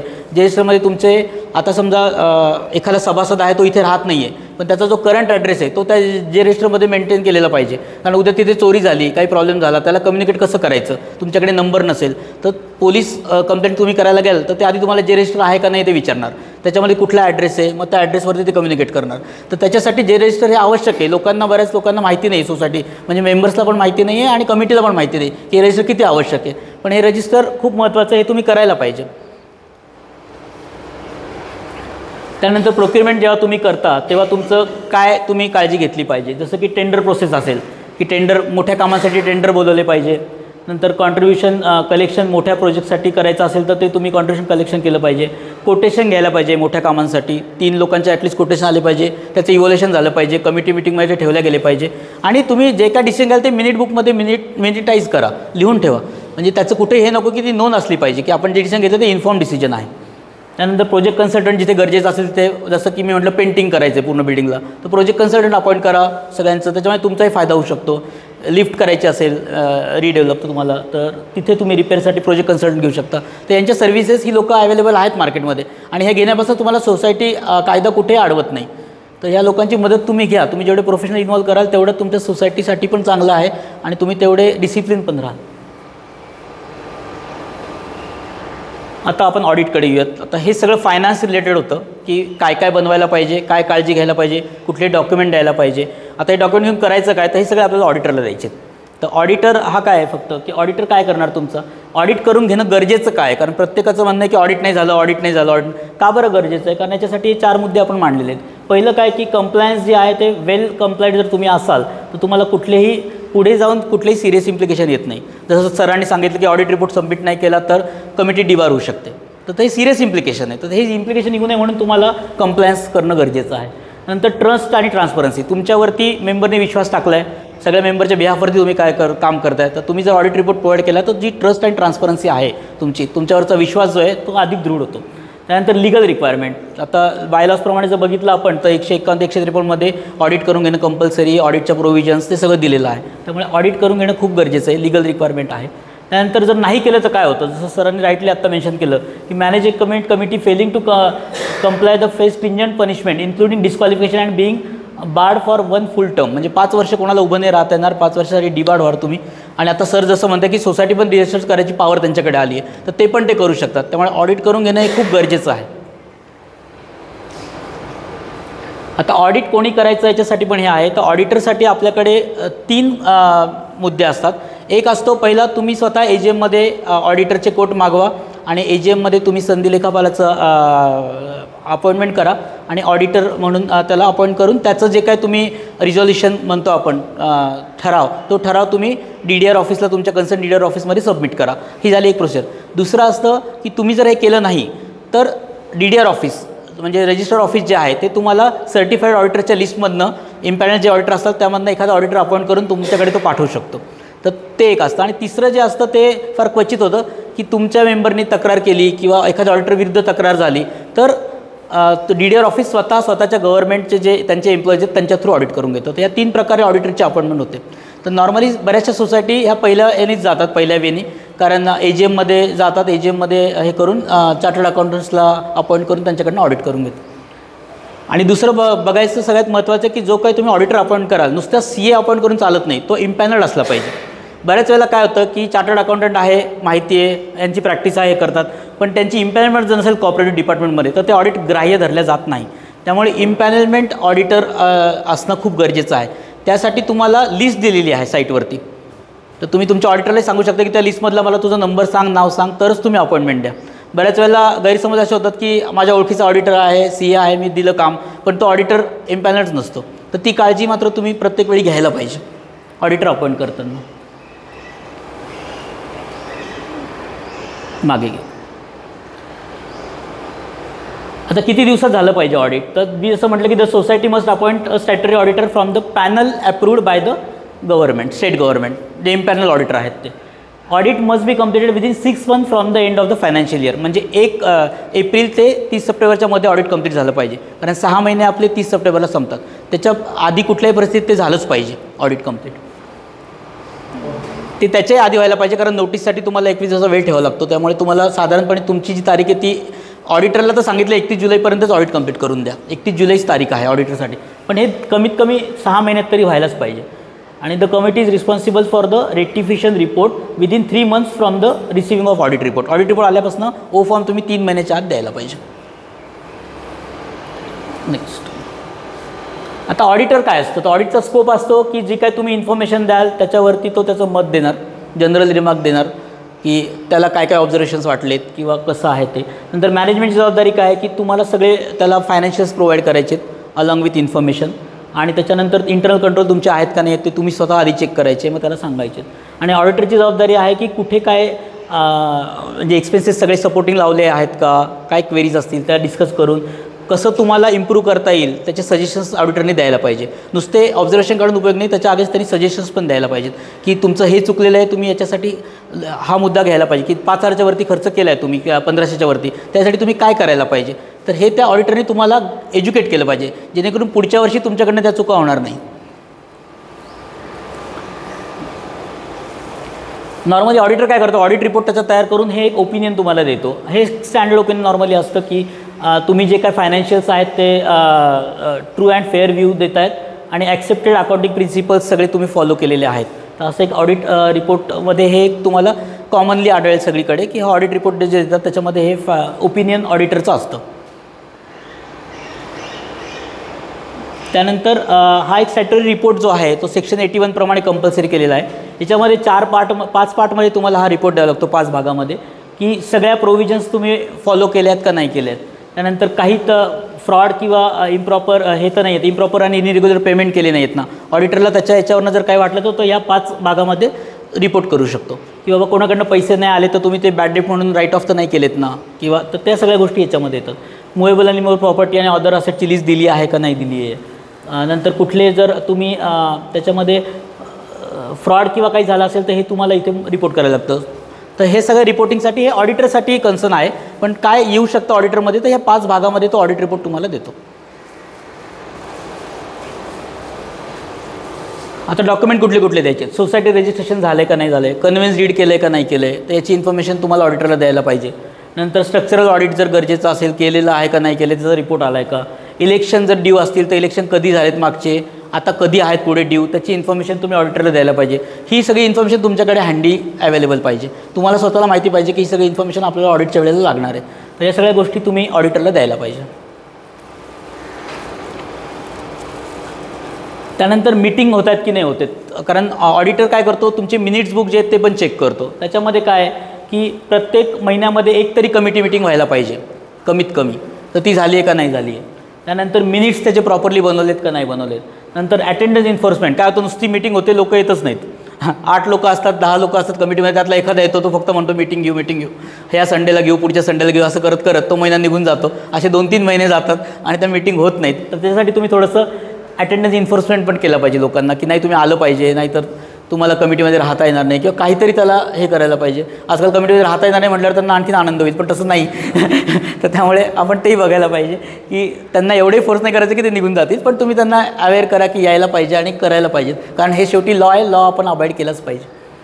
त्यानंतर टाईमली ॲन्युअल जे AGM होते का नाही होते, 30 सप्टेंबरच्या आत AGM व्हायलाच पाहिजे, होते नाही होते त्याचे सगळे बायलॉज फॉलो होतात की नाही होतात हे सगळं तुम्ही बघितलं पाहिजे. आणि याचे मिनिट प्रोसिडिंग जे असतात ते तुम्हाला ऑडिटरला द्यायचे असतात. आता कुठले कुठले रेकॉर्ड ठेवायला पाहिजे, जसं मी आत्ता म्हणालो की तुम्हाला शेअर सर्टिफिकेट इश्यू झाले पाहिजे प्रत्येकाला, की verify issues of share certificate by law प्रमाणे काय सांगतं आहे की 6 महिन्याच्या आत शेअर सर्टिफिकेट इश्यू व्हायला पाहिजे. समजा ट्रान्सफर झाला असेल तरी पण आणि सोसायटी झाली असेल तरी पण लोकांचे 10-10 वर्ष झालेत, आणखी सोसायटीचे शेअर सर्टिफिकेट बनले नाही आहेत, इश्यू पण झाले नाही आहेत. तर असे प्रॉब्लेम जर असतील तर तुम्ही जर आलात कमिटीमध्ये तर तुम्ही याच्यावरती फोकस करून हे आधी काम करून घ्या. कारण बऱ्याच वेळेला कम्प्लायन्सेस काय होतात, हे राहून जातात. मग जेव्हा किंवा एखाद्या वेळेला गव्हर्नमेंटचा ऑडिटर येईल किंवा तुमचा ऑडिटरनी जर पॉईंट काढले तर तुम्हाला त्याचा त्रास होऊ शकतो. नंतर रजिस्टर्ड कुठले कुठले करायचे त्याची पूर्ण लिस्ट दिलेली आहे याच्यामध्ये, तर त्या लिस्टप्रमाणे रजिस्टर मेंटेन करायला पाहिजे. आणि कुठली रेकॉर्ड जे आहे ते तुम्हाला कुठल्याही मेंबरला जर बघायचं असेल तर ते तुमच्याकडे रेडीली अवेलेबल पाहिजे. तो मेंबर तुम्हाला पत्र देऊन कुठलेही रेकॉर्ड मागवू शकतो आणि बघू शकतो. सेफ्टीसाठी काय करायला पाहिजे, तर इन्शुरन्स बिल्डिंगचं घेणं आवश्यक आहे. तर बरीच लोकं ती घेत नाहीत, कारण तुमचे ॲसेट तुम्हीच प्रोटेक्ट करायला पाहिजे. त्यासाठी बिल्डिंग इन्शुरन्स कंपल्सरी आहे, तो घ्यायला पाहिजे. फायर ऑडिट कंप्लीट करून घ्यायला पाहिजे. स्टेट गव्हर्नमेंटने काही फायरचे नॉर्म्स टाकलेले आहेत, त्याप्रमाणे फायर ऑडिट करून घ्यायला पाहिजे. ते जर झालं नाही आणि उद्या जर कुठल्या फायर किंवा आगीमुळे काही नुकसान झालं तर ती नुकसान भरपाई मिळण्यामध्ये भरपूर अडचण येऊ शकते इन्शुरन्स कंपन्यांकडून, कारण फायर ऑडिट कंप्लीट करणं खूप गरजेचं आहे. तर ह्या गोष्टी तुम्ही ॲज अ कमिटी मेंबर लक्षात ठेवून याचे रिपोर्ट पण तुम्हाला ऑडिटरला द्यायला लागतात. ऑडिटर विल आस्क अबाउट दिस.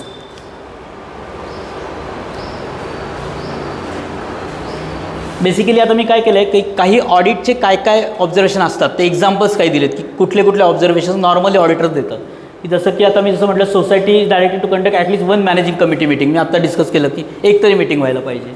त्यानंतर कन्व्हिन्स जर झाला नसेल तर कन्व्हिन्स लवकरात लवकर करून घ्या, हा एक ऑब्झर्वेशन नॉर्मली असतं कन्व्हिन्स झाला असेल तर. नंतर रेटिफिकेशन रिपोर्ट तुम्ही जर फाईल नसेल केला ओ फॉर्म 3 महिन्याच्या आतमध्ये तर ते ऑडिटच्या रिमार्कमध्ये तो टाकू शकतो की हा फाईल व्हायला पाहिजे. नंतर कुठले डॉक्युमेंट सबमिट नसेल केले DDR ऑफिसला रिक्वायर्ड डॉक्युमेंट, जसं की तुम्हाला मिनिट्स जे असतात तुमच्या AGMचे ते डॉक्युमेंट्स तिकडे द्यायला लागतात. ओ फॉर्मसोबत ते मिनिट्स पण लावावं लागतात. बरेच लोक लावत नाहीत, तर ते त्याच्यासाठी तुम्ही कुठले कुठले सबमिशन केले जे गरजेचं होतं किंवा नाही केले याचे रिमार्क्स नॉर्मली ऑडिटर त्याच्या ऑडिट रिपोर्टमध्ये टाकतो. जेव्हा तुमचा पुढचा ऑडिट रिपोर्ट तुमच्या हातात येईल तेव्हा तुम्ही बघा की त्याच्यामध्ये हे रिमार्क आलेत का नाही आलेत. त्यानंतर ॲडिशनल काही ऑब्जेक्शन असतात, जसं की मी तुम्हाला आत्ता म्हटलं की पेमेंट केलं आहे तुम्ही 500-1500 रुपयाच्या वरती किंवा त्याचे काही प्रॉपर बिल किंवा एव्हिडन्सेस नसतील तर अशी केस लिस्ट तो देऊ शकतो ऑडिटर. तुम्हाला सांगू शकतो की एवढे 10 पेमेंट त्याचं तुमच्याकडे प्रॉपर बिलिंग नाही आहे, हे नाही आहे, तर हे इकडे येऊ शकतं. प्रॉपर्टी रजिस्टर मेंटेन केलं आहे की नाही केलं आहे, इलेक्शन फंड आहे का, एज्युकेशन फंड आहे का, ते जसं म्हटलं 10 रुपये पर मेंबर पर मंथ जायला पाहिजे, गेला आहे नाही गेलं आहे. तर अशा ऑब्झर्वेशन्स ऑडिटर तुमच्या ऑडिट रिपोर्टमध्ये देऊ शकतो. जर तुम्ही ते करत नसाल तर मे बी तुम्ही म्हणू शकाल की आम्ही पुढच्या वर्षीपासून करू, म्हणजे पण त्याच्यासाठी तुम्ही इन्फॉर्म पाहिजे की हे करणं आवश्यक आहे. तर बेसिकली ऑडिटमधून आपल्याला काय घेऊन जायचं आहे. The audit report highlights several areas. The society should prioritise addressing the audit objections and general remarks particularly regarding the managing committee meetings, property conveyance and document upload, ह्या सगळ्या गोष्टींमध्ये लक्ष द्यायला पाहिजे. The society should also implement a suggestion and improvement including the filing of income tax return जर असेल तर, increase share capital जर करायचं असेल तर ह्या सगळ्या गोष्टी कशा झाल्या पाहिजे. तर हे तुम्हाला ॲज अ ऑडिट रिपोर्टमधून काय घ्यायचं आहे, तर तुमची इम्प्रूव्हमेंट कशी होईल हे बघायचं. आता आपण पुढच्या सेगमेंटकडे वळूयात जे की टॅक्सेशनशी रिलेटेड आहे.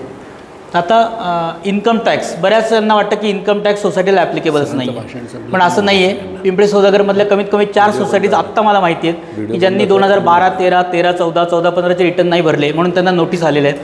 आणि छोट्या नोटीस नाही आहेत, 1-1 कोटी 2-2 कोटीच्या नोटिसेस आहेत आणि त्यांचे बँक अकाउंट सीज झालेले आहेत. म्हणजे 3 सोसायट्यांचे ते बँक अकाउंट पण सीज झालेले आहेत आत्ता बँक ऑफ महाराष्ट्रामध्ये. त्यामुळे तुम्ही एवढं याचा हे नका करू की त्याला काय म्हणतात की करायचं म्हणून करायचं नाही. तुम्हाला हे इन्कम टॅक्स कंप्लायन्स करणं गरजेचं आहे, तुम्ही याला इग्नोर करू नका. हे अतिशय महत्त्वाचं आहे.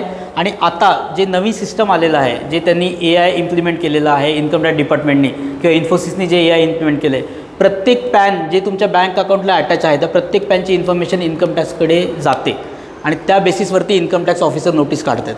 म्हणजे आता ज्या नोटिसेस येत आहेत ना त्या सगळ्या त्या पॅनच्या इन्फॉर्मेशनच्या बेसिसवरती येत आहेत. मी तुम्ही म्हणाल की आता जी नोटीस आली, माझ्यासमोर लाईव्ह 2 केसेस आहेत. त्यांनी काय केलं होतं, बँकेमध्ये 60 लाखाचे डिपॉझिट केले होते 2013-14मध्ये आणि त्याच्यावरचं इंटरेस्ट आलं होतं. ऑफिसरने काही बघितलं नाही, सगळ्याच्या सगळं ॲडबॅक केलं, त्याच्यावरती 100% पेनल्टी लावली आणि अशी करून नोटीस 2 कोटीची नोटीस काढली, 1,85,00,000 जवळपास. आणि बँक अकाउंट 3ऱ्या-4थ्या दिवशी सीज करून टाकलं नोटीस काढल्यानंतर. तर ह्या गोष्टी होत आहेत, त्यामुळे याला सिरियसली घ्यायला पाहिजे. इन्कम टॅक्सचं रिटर्न भरणं मॅन्डेटरी आहे कुठल्याही सोसायटीला. हां, इन्कम टॅक्सेबल कुठले नॉन टॅक्सेबल कुठले याच्याबद्दल वाद होऊ शकतो, पण इन्कम टॅक्स रिटर्न भरणे हे मॅन्डेटरी, याच्याबद्दल कुठलाच वाद नाही. तर आता 2 प्रकारचे इन्कम असतात, एक असतं टॅक्सेबल इन्कम, एक असतं तुमचं एक्झम्प्ट इन्कम. एक्झाम्प्ट इन्कम म्हणजे काय, जे तुमच्या म्युच्युअलिटी कन्सेप्ट जो आहे तो सोसायटीला लागू आहे, की मेंबरकडनं पैसे घेतले आणि मेंबरच्या याच्यासाठी खर्च केले बेनिफिटसाठी, तर त्या पैशांवरती टॅक्स लागत नाही. कुठल्या पैसे जे नॉन मेंबरकडनं जे पैसे आले त्याच्यावरती टॅक्स लागतो. नॉन मेंबर म्हणजे कोण, तुमचा मोठा कंपोनंट कुठला असतो नॉन मेंबरचा, सगळ्यात मोठा असतो इंटरेस्ट अमाऊंट. कारण बँक काय तुमची मेंबर नाही आहे आणि बँकेने तुम्हाला पैसे दिलेत तुमच्या इंटरेस्ट याच्यावरती, त्याच्यावरती तुम्हाला कंपल्सरी टॅक्स भरावा लागणार. दुसरं नॉन मेंबर कुठलं आहे, तुम्ही हा जो हॉल आहे हा भाड्याने दिला बाहेरच्या लोकांना, तर याच्यावरचं जे इन्कम येणार आहे ते टॅक्सेबल आहे.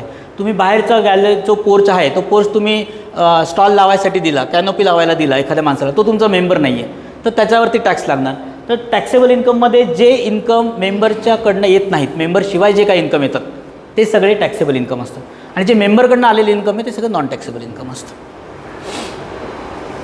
तर बऱ्याच लोकांना प्रश्न पडतात की इन्कम एक्सपेंडिचरमध्ये लॉस दिसतोय तरी मला टॅक्स का भरायचा आहे. का भरायचं आहे, कारण तुम्हाला इंटरेस्टचं इन्कम आहे त्याच्यावरती टॅक्स भरायचा आहे. तर त्याच्यामुळे खूप लोकांचं कन्फ्युजन असतं की मला तर P&Lमध्ये लॉस दिसतोय तरी तुम्ही मला म्हणताय की 2 लाख टॅक्स भरा, कसा भरायचा आहे. त्याच्यावरती खूप लोक वाद घालतात, पण त्यांना ते समजतं की म्युच्युअलिटीचं जे इन्कम आहे त्याच्यावरती टॅक्स लागत नाही. तिकडे प्रॉफिट जरी आला तरी टॅक्सचा त्याचा काही संबंध नाही. आता कुठले कुठले बेसिकली इन्कम असतात, तर इन्कम फ्रॉम हाऊस प्रॉपर्टी. आता हे जे तुम्ही हे जे भाड्याने देता ना हॉल, तर हे हाऊस प्रॉपर्टी आहे, तुमची प्रॉपर्टी आहे, हे तुमचं अदर इन्कम नाही आहे. तर तुम्ही प्रॉपर्टी इन्कम म्हणून शो करा, त्याच्यावरती गव्हर्नमेंट तुम्हाला 30% डिडक्शन देतं, त्याचा तुम्ही लाभ घ्या आणि त्याप्रमाणे टॅक्स भरा. म्हणजे तुम्हाला 100 रुपये टॅक्स भरायची गरज नाही, तुम्हाला 70 रुपयाच टॅक्स भरायचा आहे. तर त्याचा बेनिफिट तुम्ही घ्या. त्यानंतर अदर सोर्सेस म्हणजे जसं मी म्हटलं FDचा इंटरेस्ट असेल किंवा इन्कम टॅक्सचा रिफंड आला त्याचा इंटरेस्ट असेल किंवा कुठल्या इन्व्हेस्टमेंट केल्या असतील त्याचा इन्कम असेल, डिव्हिडंड असेल, तर तो सगळा अदर सोर्समध्ये येतो. त्यानंतर म्युच्युअल ॲक्टिव्हिटी ज्या मी म्हणालो, जसं की मेंबरनी मेंबरसाठी पैसे गोळा केले आणि मेंबरसाठीच खर्च केले, तर तो टॅक्सेबल नाही आहे.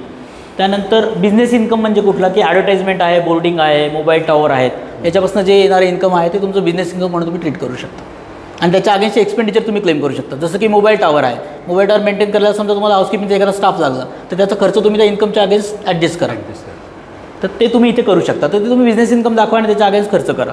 किंवा तुम्ही आता कॅनोपी लावल्या, तर कॅनोपी मॅनेज करायला 1 दिवसाचा सुपरवायझर एक्स्ट्रा लागला तुम्हाला सिक्युरिटीचा, तर तो खर्च त्या इन्कमच्या अगेन्स्ट ॲडजस्ट करा, जेणेकरून तुम्हाला टॅक्सचं बर्डन येणार नाही. तर हे सगळे लेजिटिमेट वेने आपण टॅक्स सेव्हिंग करू शकतो. फायलिंग काय, तर ITR 5 भरायचा असतो आपल्याला. इवन नील इन्कम और फुल्ली एक्झेंट इन्कम जरी असेल तरी नील रिटर्न फाईल करणं गरजेचं आहे. सेक्शन 139A जो आहे त्याच्यानुसार ITR 5 हा फाईल करणं खूप कंपल्सरी आहे. त्यानंतर डेडलाईन काय, तर ऑक्टोबर 31 का बरं, की तुम्ही इंडिव्हिज्युअलला 31 जुलै असते, पण ज्या संस्थांना ऑडिट आहे अशा सगळ्यांसाठी 31 ऑक्टोबर ही तारीख असते. कारण तुमचं एजंट 30 सप्टेंबरला होणार, तिकडे तुमचं ऑडिट रिपोर्ट फायनल होणार, त्यानंतर 1 महिन्याचा वेळ तुम्हाला मिळतो की जेणेकरून तुम्ही 31 ऑक्टोबरपर्यंत रिटर्न भरू शकता. त्यानंतर सपोर्टिंग डॉक्युमेंट काय काय लागतात, तर कम्प्युटेशन ऑफ इन्कम लागतं, बॅलन्स शीट लागतो, इन्कम एक्सपेंडिचर लागतं, TDS सर्टिफिकेट लागतात, इन्व्हेस्टमेंटच्या प्रूफ लागतात.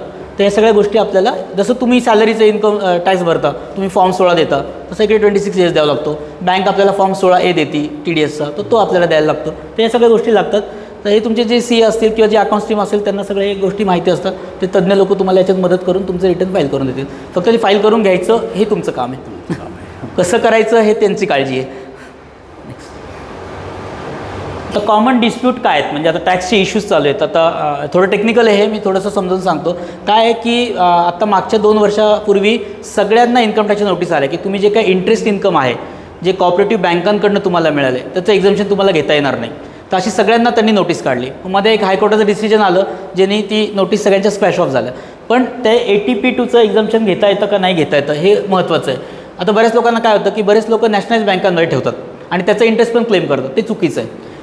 कारण सहकारी बँकांना का बरं हे आहे, सहकारी सोसायट्यांना का बरं सूट आहे, कारण त्यांनी सहकारी बँकांमध्ये पैसा ठेवावा जेणेकरून सहकार खातं जे आहे किंवा सहकार जो आहे त्याचं प्रोग्रेस होईल. तर त्यांनी जो काय त्यांचे एक्सेस फंड आहेत ते सहकारामध्येच गुंतवावेत, त्याच्यासाठी हे एक्झम्पशन दिलेलं आहे. तर बऱ्याच लोकांनी नॅशनलाइज बँकांचे पण एक्झम्पशन क्लेम केलेत, त्यामुळे पण नोटीस आलेले आहेत. आणि मध्ये केस लॉमुळे आता डिसायडेड केस लॉ आहे, त्यामुळे आता तशी काळजीचं कारण नाही. तुम्ही कॉपरेटिव्ह बँकांमध्ये पैसे ठेवलेत आणि त्या ठेवीवरचं व्याज तुमचं करमुक्त आहे. आणि म्युच्युअलिटीचं बऱ्याच वेळेला काय होतं की आता जसं की ट्रान्सफर फीज आहे किंवा नॉन ऑक्युपन्सी चार्जेस आहे, तर बऱ्याच वेळेला काय होतं हे नॉन मेंबर इन्कम ट्रीट करतात इन्कम टॅक्स ऑथॉरिटीज, जे की चुकीचं आहे. कारण काय होतं ट्रान्सफर फीज जी असते ती बऱ्याच वेळेला काय होतं जो इन्कमिंग मेंबर आहे तो देतो. मग इन्कमिंग मेंबर सोसायटीचा मेंबर आहे का नाही आहे त्यावेळेला, पण ते पैसे आपल्याकडे आलेले आहेत. तर मग ते म्हणतात की हे तुम्ही टॅक्स लावा याच्यावरती, जे की चुकीचं आहे. कारण तो मेंबर होणारच आहे ना, ते त्याच्यानंतर तुमचे नॉन ऑक्युपन्सी चार्जेस. बऱ्याच वेळेला काय होतं, टेनंटकडनं पुष्कळशे फ्लॅट ओनर, म्हणजे आपल्या इकडे ही आणखीन कन्सेप्ट नाही आहे, पण मुंबई साईडला आहे की त्यांच्याकडनं 10% एक्स्ट्रा घेतात ते. तर ते जे एक्स्ट्रा पैसे नॉन मेंबरकडनं येतात, कारण भाडेकरू काही मेंबर नाही आहे तुमचा, तर ते पैसे पण टॅक्सेबल करा, असं एक नॉर्मली एक डिस्प्यूटचं हे आहे सध्या. तर याच्यावरती केस लॉस चालू आहेत, केसेस चालू आहेत. आता दुसरा महत्त्वाचा मुद्दा आणि जो सगळेजण इग्नोर करतात तो TDSचा. सगळ्यांना वाटतं की TDS ॲप्लिकेबल नाही आहे, पण तसं नाही आहे. सगळ्या सोसायट्या ज्या आहेत त्या AOP म्हणजे असोसिएशन ऑफ पर्सन आहेत, म्हणजे संस्था आहेत, आणि प्रत्येक संस्थेला TDS कट करणं हे ऑब्लिगेटरी आहे आणि मॅन्डेटरी आहे. तर TDSच्या प्रोव्हिजन प्रत्येक सोसायटीला या लागू आहेत. प्रत्येकाने TDS ॲप्लिकेबल रेटप्रमाणे कट केलाच पाहिजे. त्याचे जे काही रिक्वायर्ड फॉर्म्स आहेत, 26Q असेल किंवा TDSचं रिटर्न असेल, दर क्वार्टरला भरायचं, ते भरलंच पाहिजे. ते मॅन्डेटरी आहे, त्याच्यापासून सुटका नाही आहे. कारण आज नाही, TDS डिपार्टमेंट पण जागं झालं आहे, ते पण नोटिसा पाठवतात. त्या नोटिसेस पण आता यायला चालू होतील. मे बी आज नाही, पण पुढे 2 वर्षानंतर त्या नोटिसेस चालू होतील. मागचा कंप्लायन्स, मागचा इंटरेस्ट करण्यामध्ये काही हे नाही आहे. तर ॲटलीस्ट तुम्ही त्यावेळेला सांगू शकता की आतापासून केलं आहे तर तुम्ही दिलं आम्हाला मागचं तरी माफ करा, तुमच्या हातात काहीतरी डॉक्युमेंट राहील. कारण TDS हे कंपल्सरी आहे, TDS करायलाच पाहिजे.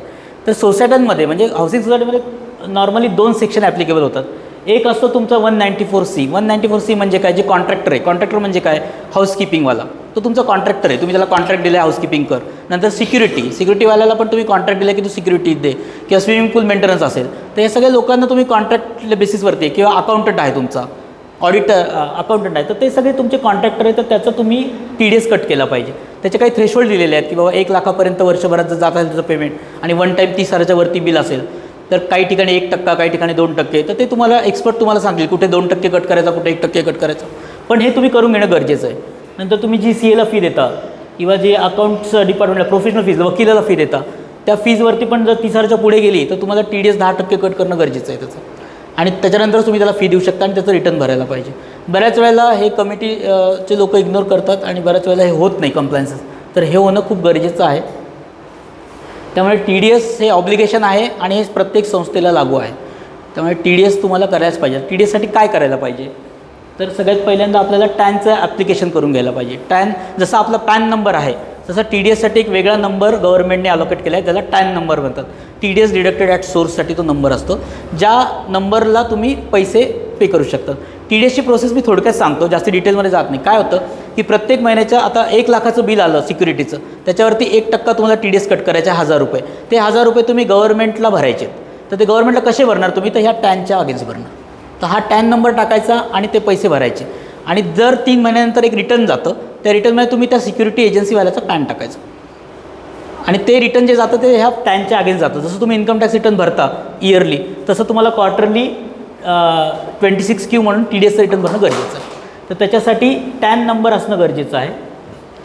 नंतर 49B म्हणून टॅनचं फॉर्म आहे, तिकडनं अप्लाय करायचं. आणि नॉन रेसिडेंटसाठी जर केलं तुम्ही तर तुम्हाला पेनल्टीज पण लागतात. जर तुम्ही समजा नुसता कट केला आणि गव्हर्नमेंटला भरला नाही तरी पेनल्टी आहेत.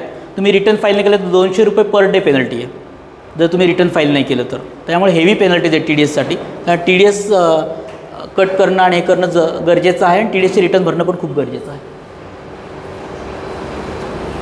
जसं आता इन्कम टॅक्सचं रिटर्न तुम्ही लेट भरलं तर तुम्हाला 5,000 रुपयाची कमीत कमी पेनल्टी लागते, जी तुम्हाला इंडिव्हिज्युअलला पण लागते. तर मिनिमम पेनल्टी 5,000 रुपये, 10,000. नंतर अपडेट रिटर्न भरलं तर टॅक्स लायबिलिटीच्या 25% एक्स्ट्रा पैसे भरावे लागतात. तर या सगळ्या गोष्टी पेनल्टीज आणि इंटरेस्ट तुम्हाला लागतं. TDSमध्ये डिफॉल्ट केलं जसं म्हटलं की लेट पेमेंट लागतं. नंतर 18% ते इंटरेस्ट तुमच्याकडनं घेऊ शकतात, प्लस तुम्हाला 200 रुपये पर डे फाईन लागतो जर तुम्ही रिटर्न वेळेवर भरलं नाही तर. त्यामुळे TDS कंप्लायन्सेस हे गरजेचे आहेत. तर काय करायचं आता तुम्हाला, हे सगळं करायचं तर खूप काय काय सांगितलं सरांनी, पण करायचं कसं, तर त्याच्यासाठी तुम्ही basically consult to tax adviser. Tax ॲडवायझरकडे जा, त्यांना सगळं सबरीज सांगा, ते तुम्हाला त्यातनं मार्ग काढून देतील. रेकॉर्ड मेंटेन करा. एकदा तुमचं टॅक्स एक्सपर्टशी बोलणं झालं त्याच्यानंतर तुम्ही रेकॉर्ड मेंटेन करा आणि रिटर्न फाईलली टाईमली रिटर्न भरा. तर या सगळ्या जर तुम्ही गोष्टी केल्या तर काही प्रॉब्लेम नाही आहे. आता सर जसे म्हटले की सगळ्यात महत्त्वाच्या डेट्स, आता आपण आपलं सेशन संपलं आहे, म्हणजे हे जे 3 जे आपल्याला भाग कवर करायचे होते तर ते तिन्ही आपण अकाउंट्स, त्यानंतर ऑडिट आणि टॅक्सेशन असं तिन्ही कवर केले. आता डेट कुठल्या कुठल्या महत्त्वाच्या आहेत प्रत्येक सोसायटीसाठी. जसं की 15 मेपर्यंत तुमचे फायनलाइज झाले पाहिजे अकाउंट. अकाउंटिंगच्या मागे हात धुवून लागा, कसे फायनलाइज होत नाही बघा. 15 तारखेपर्यंत त्यांना फायनलाइज करून द्यायचेत अकाउंट्स, त्यांच्या मागे लागून 15 तारखेपर्यंत त्यांच्याकडनं अकाउंट्स घ्या. 16 तारीख ते 31 तारीख तुम्हाला मेंबरला सांगायचं आहे की अकाउंट्स रेडी आहेत, तुम्हाला असेल तर येऊन बघा. ओपन हाऊस असतं, त्याच्यामध्ये कोणाला ॲप्लिकेशन करायची गरज नाही आहे. तर 16 ते 31 मेपर्यंत तुम्ही ते जेव्हा केव्हा तुमचे अकाउंट्स तयार होतील, म्हणजे 15लाच व्हायला पाहिजे, पण आता काही केसमध्ये नाही झाले, तर जेव्हा केव्हा होतील तिथनं पुढे 15 दिवस तुम्ही मेंबरसाठी ओपन ठेवा, की येऊन तुम्हाला काही क्वेश्चन असतील तर विचारा. अकाउंट्स रेडी आहेत. नंतर 1 जूनला तुम्ही अकाउंट्स ऑडिटसाठी द्यायला पाहिजे. अकाउंटंट आणि ऑडिट हे फंक्शन दोन्ही वेगवेगळे आहेत, त्यामुळे अकाउंटंटने अकाउंटंटचं काम करून सगळं तयार ठेवायला पाहिजे. बऱ्याच वेळेला अकाउंटंट ऑडिटर एकच असतो की एकच म्हणजे वेगवेगळ्या फर्म असतात, पण एकच माणूस पॉईंट ऑफ कॉन्टॅक्ट असतो, असंही होऊ शकतं. तर ते तुम्ही हे करा आणि त्याला 1 जूनला अकाउंट्स हँडओव्हर होतील असं बघा, ज्याच्यामध्ये बॅलन्स शीट आणि प्रॉफिट अँड लॉस अकाउंट आणि शेड्यूल्स, जसं आपण म्हणालो तसं. 31 जुलैपर्यंत ऑडिट कंप्लीट झालं पाहिजे. कंटिन्यूस याला फोन करा, त्रास द्या आणि त्यांच्याकडनं 31 तारखेला ऑडिट करून घ्या. ते तुम्हाला रिस्पॉन्स करणार नाही, कारण 31 जुलै इंडिव्हिज्युअलची टॅक्स पेयरची डेट असते, पण तुम्ही तुमच्याकडनं पूर्ण प्रयत्न करा आणि 31 जुलैपर्यंत अकाउंट्स कंप्लीट होतील. कारण काय होतं, बऱ्याच वेळेला हे उशिरा झालं ना की मग पुढच्या सगळ्या गोष्टी उशिरा होतात. मग काय होतं, 15 जुलै 31 जुलै तर तुम्हाला अजिबात फोन पण नाही उचलणार तुमचा ऑडिटर. तर त्यामुळे तुम्ही असा प्रयत्न करा की त्याला 1 जूनलाच द्या, म्हणजे जेणेकरून तो पुढच्या 15-20 दिवसात तुमच्याकडे देऊन टाकेल सगळं. त्यानंतर 1 ऑगस्ट ते 15 सप्टेंबरपर्यंत ऑडिट रिपोर्ट जो असतो तो रेडी करून अपलोड जर करायचा असेल साईटवरती. बऱ्याच वेळेला DDRची साईट चालत नाही, पण जेव्हा केव्हा चालू असेल तेव्हा तुम्ही तो अपलोड करू शकता. त्यानंतर 30 सप्टेंबरला तुम्हाला AGM घ्यायची आहे. 31 डिसेंबरला तुम्हाला ऑडिटरची अपॉइंटमेंट जी झाली आहे 30 सप्टेंबरला. काय होतं, AGMमध्ये आपण अपॉइंट करतो आणि तिकडे कळवत नाही. मग काय करतात, ते त्यांच्याकडनं ऑर्डर पास करतात आणि तुमच्याकडे तो लेटर घेऊन येतो माणूस की मला ऑडिटर सांगितलेलं आहे. आणि आपण हे होतं की अरे आपण तो ऑडिटर अपॉइंट केला होता आणि का बरं आपल्याला लेटर आलं आहे. तर मग तुम्हाला मग ते परत जाऊन तिकडे दुरुस्ती करा, ती DDR ऑफिसला जाऊन भेटा, त्यांनाच कळवा की आमच्याकडनं चूक झाली आहे. तर त्या सगळ्या गोष्टी एम्बार्स होण्यापेक्षा तुम्ही 31 ऑक्टोबरपर्यंत ऑडिटरची अपॉइंटमेंट 30 सप्टेंबरला झाली, लगेच ठराव पास करा, त्यांच्याकडे देऊन टाका. त्यांना ऑडिटर त्यांच्याकडनं ऑडिटर जेव्हा करेल तेव्हा करेल, पण तुम्ही तुमच्या सोसायटीकडनं एक ठराव गेला पाहिजे. बऱ्याच वेळेला काय होतं, ऑडिटर काय करतो, एक गठ्ठा तयार करतो आणि एकदम नेऊन देतो एकाच दिवशी. मग त्याच्यात काय होतं, तुमचा ठराव काही उशिरा पण गेलेला असू शकतो. तर ते फक्त तुम्ही एक लक्षात घ्या की तुमची जबाबदारी आहे की तुमच्याकडनं तो ठराव गेला पाहिजे. बऱ्याच वेळेला वाटतं ऑडिटरचंच काम आहे, ऑडिटर करून घेईल, आपल्याला त्याची काही हे नाही. तर तसं नाही आहे. तर तुम्ही 31 ऑक्टोबरपर्यंत गेला आहे नाही गेला आहे, तो जरी करणार असेल तर त्याला विचारा गेला आहे का नाही गेला आहे. त्यानंतर 1 नोव्हेंबर ते 31 जानेवारीपर्यंत तुम्हाला फॉर्म O सबमिट करायचा आहे, within 3 months from the date of AGM. तर हे आहे. आता इयर एंड आलं आहे, तर इयर एंडसाठी काय काय तुम्हाला प्रिकॉशन्स घेतल्या पाहिजे, चेकलिस्ट आपण त्याला म्हणूयात. की जसं की वेंडरचे invoices, call for vendor invoices for March prior to 31 March. 31 मार्चच्या सगळ्यांना हे करा की इन्व्हॉइस आणून द्या, 31 तारखेचे 30 तारखेला आणून द्या, 31 तारखेला आणून द्या, जेणेकरून तुमच्याकडे इन्व्हॉइसेस रेडी होऊन जातील सगळे. त्या बेसवर तुम्हाला प्रोव्हिजन करता येतील. आणि त्या प्रोव्हिजन्स घ्या. नंतर बँक रिकन्सिलेशन्स तुमच्या अकाउंट टीमला सांगा की बँकेमधनं कन्फर्मेशन घेऊन या, बँक रिकन्सिलेशन रेडी करून ठेवा, कारण ते काय बॅलन्स चेंज होत नाहीत, त्यामुळे ते तुम्ही करू शकता. त्यानंतर बजेट सगळ्यात महत्त्वाचं. बरेच लोक बजेट बनवत नाहीत, बजेट प्रेझेंट करत नाहीत AGMमध्ये. तर तो बजेट तुम्ही रिव्ह्यू घेतला पाहिजे की बाबा मागच्या याच्यामध्ये किती आपण बजेट केलं होतं आणि ॲक्च्युअल एक्सपेंडिचर त्याच्या अगेन्स्ट किती झालेलं आहे. समजा मी इलेक्ट्रिसिटी 20 लाखाचं केलं होतं बजेट, पण रेटच एवढे वाढले की माझा 25 लाख खर्च झाला. तर रिव्ह्यू करून त्याचे रिझल्ट्स तयार ठेवा की का बरं झालं आहे. म्हणजे तुम्हाला ते AGMमध्ये प्रश्न जरी आला तरी तुम्हाला हे व्हायला नको. मॅनेजमेंट कमिटीला तुम्ही सांगू शकाल मेंबर्सला का बरं एस्केलेट झालेत एक्सपेन्सेस. ते बजेट रिव्ह्यू पण तुम्ही करायला पाहिजे. तर हे तुम्ही इयर एंडला एक साधारणपणे लक्ष असू देत काय काय करायला पाहिजे. त्यानंतर नेक्स्ट फायनान्शियल इयरमध्ये काय काय करायला पाहिजे. आता पुढचं फायनान्शियल लगेच येणार आपलं, तर आपण काय करणार, परत एकदा बजेट तयार करायचं आहे पुढच्या वर्षासाठीचं. ते पण तुम्ही एप्रिलपासून चालू करा, म्हणजे ते मे जूनपर्यंत कसं तरी तुमचं फायनलाइज होऊन जाईल. कमिटी मिटिंगमध्ये डिस्कस करून तुम्ही बजेट फायनल करू शकता, मग ते तुम्ही AGMमध्ये ठेवू शकता. त्यानंतर रेट डिसाईड करा. जर मेंटेनन्स वाढवायचा असेल तुम्हाला तर त्याचं अप्रुव्हल तर तुम्ही आधी घेतलं असेल तर खूपच चांगलं. नॉर्मली सगळी लोक AGMमध्येच घेतात की 1 एप्रिलपासून मेंटेनन्स वाढवायचं. तर ते घेतलं आहे, त्याच्याप्रमाणे तुमचे मेंटेनन्स इन्व्हॉइसेस तयार झालेत नाही झालेत ते चेक करा. त्यानंतर चार्जेस रिव्ह्यू करा. समजा जर वाढले असतील तुमचे तर ॲक्युपन्सी स्टेटस एकदा रिव्ह्यू करा 1 तारखेला, म्हणजे एप्रिलमध्ये, की कोणी नवीन भाडेकरू आलेत, नवीन मालक आलेत, त्याच्या संदर्भात काळजी घ्या. आणि इन्व्हॉइस रेज करा 1 तारखेला जे असतात ते. तर ते हे सगळं तुम्हाला नेक्स्ट फायनान्शियल इयरमध्ये काय करायचं त्याचं एक चेकलिस्ट आहे. तर आता काय आपल्याला नेमकं याच्यातनं काय समजून घ्यायचं आहे, तर बेसिकली स्टे अपडेटेड. तुम्ही लक्षात घ्या की प्रत्येकजणं keep abreast of changes in the MCS act bylaws. तुम्ही अपडेट असा की काय बायलॉजमध्ये चेंज झाले आहेत. जसं आता तर सहकार दरबारच्या निमित्ताने तुम्हाला इथे दर महिन्याला तर आपल्याला कळतंच कुठले अपडेट्स आहेत कुठले नाही आहेत, किंवा वेगवेगळे आपण कार्यक्रम पण घेतो, तर त्याच्यानुसार तुम्ही अपडेट राहा. नंतर प्रोफेशनल गायडन्स घ्या. अजिबात हे नाही की कसं करायचं, कोणाला बोलवायचं, बिनधास्त तुम्ही प्रोफेशनल्सची मदत घ्या आणि ते तुम्हाला अलाउड आहे. बजेट ॲप्रूव्ह करून घ्या, त्याप्रमाणे खर्च करा आणि प्रोफेशनल्सही घ्या. ट्रान्सपरन्सी प्रमोट ट्रान्सपरन्सी, की कुठल्याही गोष्टीमध्ये पारदर्शकता ठेवा, की हा व्यवहार केला हे आहे, तर प्रत्येकाला इन्फॉर्म डिसिजन असू दे. फक्त व्हॉट्सअपवर नाही, बाकीचे पण मीन्स असतात ते पण वापरा. बऱ्याच वेळेला व्हॉट्सअप ग्रुपवरती चर्चा चालते सगळी. तर आणि मेंबरचं पार्टिसिपेशन एनकरेज करा बेसिकली. तर ते तर आता आपण सगळेच म्हणतो की प्रत्येक मेंबरनी भाग घेतला पाहिजे, सक्रिय सहभाग घेतला पाहिजे सोसायटीच्या कामांमध्ये, तर ते एनकरेज करा. तर अशा रीतीने झालं आहे म्हणजे आपलं जे काय प्रेझेंटेशन होतं. मी जस्ट एक तुम्हाला माझ्या फर्मची माहिती देतो, एक ब्रीफ, की आमची CA फर्म आहे विच इज 1992पासून इनकॉर्पोरेट केलेली आहे. 6 सिटीजमध्ये ऑफिसेस आहेत. इंटरनॅशनली आम्ही दुबईमध्ये पण काम करतो. मी स्वतः दुबईचा इन्चार्ज आहे, तर दुबईतही आपलं ऑफिस आहे. त्यानंतर आपलं असोसिएट ऑफिसेस आहेत जयपूर, गोवा, चेन्नई, हैदराबाद, कलकत्ता, लखनौ, नागपूर. कुठल्याही शहरामध्ये तुम्हाला काम पडलं तर आम्ही तयार आहोत, आम्ही तिथे आहोत अवेलेबल. नंतर एक इम्पॅक्ट इंटरनॅशनल म्हणून एक अकाउंटिंग बॉडी आहे which is the largest accounting body, 15th largest in the accounting body in the world. 230 कंट्रीजमध्ये आमचा सहभाग आहे आणि त्याच्यासाठी आम्ही 230 लोकेशन्स जे आम्ही कवर करतो ॲक्रॉस द ऑल कंट्रीज. तुम्हाला UKमध्ये, युरोपमध्ये, आफ्रिकेमध्ये, दुबईमध्ये, गल्फमध्ये, सिंगापूर, मलेशिया वगैरे कुठेही काही कंपनी इन्कॉर्पोरेट करायची आहे, कुठलं टॅक्स कन्सल्टन्सी पाहिजे किंवा काही असेल तर आपण ती सगळी कामं आपल्या या संस्थेमार्फत करतो. इनफॅक्ट आपण तिकडे टॅक्स डायरेक्टर म्हणून अपॉइंटेड आहोत आपली फर्म जी आहे ती. तर आपण त्याच्या थ्रू आपण 70 देशांमध्ये आणि 250 लोकेशनमध्ये सर्व्हिस प्रोव्हाइड करतो. नंतर आपलं रजिस्ट्रेशन जे आहे ते RBI सोबत रजिस्ट्रेशन आहेत. आपल्याकडे पुष्कळ नॅशनलाइज बँकांचे ऑडिट आहेत, कॉपरेटिव्ह बँकांचे ऑडिट आहेत. आपण 3-4 कॉपरेटिव्ह मोठ्या बँकांचे ऑडिटर आहोत, स्टॅट्युटरी ऑडिटर्स, तर आपण तेही करतो. त्यानंतर आपल्याला RBIचे कॅटेगरी 1 अलोकेट केलेली आहे. CAGचं रजिस्ट्रेशन आहे, जे controller auditor general of India आहे, ज्याच्याकडनं आपल्याला ज्या नॅशनल सीड्स असतील किंवा नॅशनल टेक्स्टाईल असतील तर अशा ज्या गव्हर्नमेंटच्या संस्था आहेत त्यांचं ऑडिट आपण करू शकतो. त्यानंतर आपण बेसिकली सगळ्यात महत्त्वाचं म्हणजे कोऑपरेटिव्ह इनपॅनल्ड ऑडिटर आहोत आणि आपला ऑडिट ग्रेड जो आहे तो ग्रेड 1 ऑडिटर आहे. तर आपण कुठल्याही कॉपरेटिव्ह संस्थेचं ऑडिट करू शकतो, housing societies, credit cooperative societies, cooperative bank. तर हे सगळं आपण तिथनं करतो. So thank you very much. माझा नंबर आहे आणि ईमेल ID आहे. तुम्हाला कोणालाही कधीही वाटलं कुठल्याही वेळेला फोन करा, मेसेज करा, काही इश्यू नाही आहे. मला संधी दिल्याबद्दल हार्दिक धन्यवाद.